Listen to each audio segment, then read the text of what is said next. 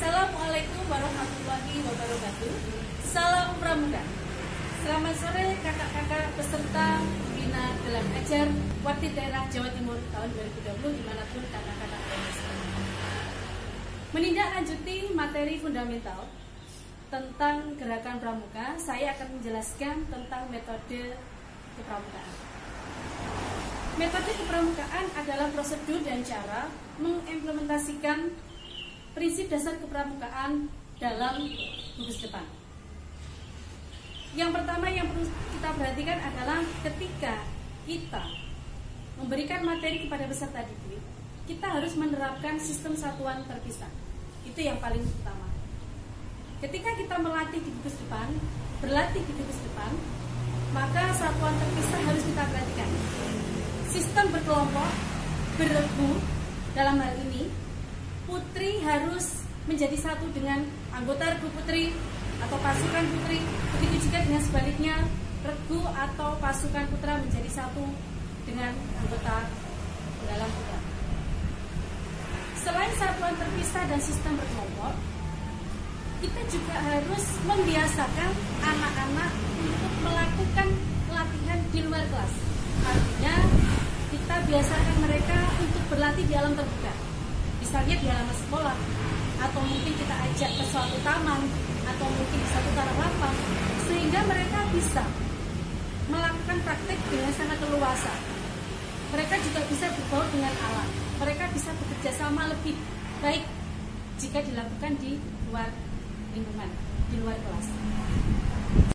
Selain itu, kegiatan yang dilakukan di luar kelas akan memberikan kesempatan anak-anak untuk belajar sambil melakukan, sehingga tidak hanya teori yang didengarkan oleh sang pembina, tapi mereka juga menerapkan dan mempraktekkan apa yang sudah disampaikan oleh pembina. Mereka bisa belajar tari temali, membangun tenda, mendirikan tenda, membuat bivak. Mereka melakukan semua itu di luar kelas, yang tentunya akan didampingi oleh pembina yang dalam hal ini adalah orang dewasa. Kehadiran orang dewasa di sini sangat membantu untuk mengarahkan dan membimbing adik-adik dalam belajar. Nah, setelah anak-anak tadi atau peserta didik tadi membuat satu regu, satu kelompok, jangan lupa kakak untuk memperhatikan tanda kecakapan. Sistem tanda kecakapan dalam hal ini bisa dimulai dari kepemimpinan. Seorang pemimpin akan mendapatkan tanda kecakapan berupa tanda kepemimpinan atau tanda pinru, juga bapinru. Kemudian anak-anak atau peserta didik yang sudah menyelesaikan syarat kecakapan umum dan juga syarat kecakapan khusus akan mendapat tanda kecakapan umum untuk golongan penggalang, mulai dari penggalang ramu, rakit dan terap, kemudian bisa dilanjutkan pada syarat kecakapan khusus sesuai dengan bidangnya masing-masing. Dalam sistem berkelompok atau beregu, kakak, kita selalu menerapkan sistem among.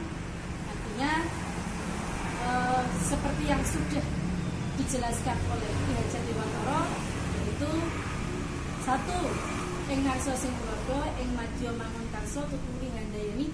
Ketiga konsep di atas, ketika konsep tersebut harus kita terapkan. Bagaimana menjadi pemimpin ketika mereka di depan, kita harus arahkan.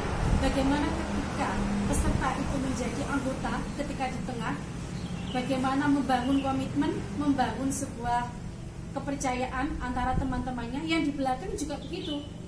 Ing madya mangun karsa tuturi handayani, yang belakang memberikan semangat, spirit, dan supaya kekompakan tetap terjalin di dalam regu tersebut.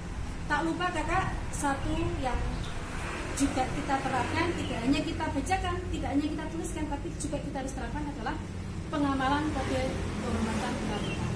Ada 2, yang pertama adalah Trisatya, yang kedua Desa Dharma. Tidak hanya dibaca, tidak hanya dihafalkan, tetapi harus diterapkan dalam kehidupan sehari-hari.